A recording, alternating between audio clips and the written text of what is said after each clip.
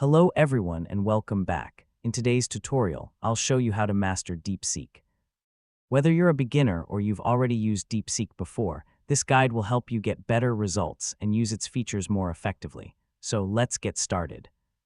First, open DeepSeek and sign in to your account. Once you're on the main screen, you can start a new chat by typing your question or request in the message box. To get better answers, write clear and specific prompts. Instead of asking very short questions, include enough details so DeepSeek understands exactly what you need. You can use DeepSeek for many different tasks. For example, you can ask it to explain difficult topics, summarize long articles, write emails, create documents, generate ideas, translate text, solve math problems, write code, or help with homework and research. If you're not satisfied with the first response, ask DeepSeek to improve or rewrite it.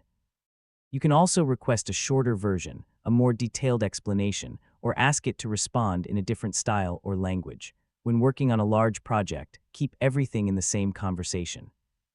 This helps DeepSeek remember the earlier context and provide more consistent answers. Take some time to explore the available settings and features. If DeepSeek offers options like file uploads, image analysis, or reasoning modes, try them to get the most out of the platform. Finally, always review AI-generated answers before using them for important work. While DeepSeek is very helpful, it's still a good idea to double-check important facts and information. That's it. Now you know the basics of mastering DeepSeek and getting better results from it every day. If you found this tutorial helpful, don't forget to like the video, subscribe to the channel, and I'll see you in the next one. Thanks for watching.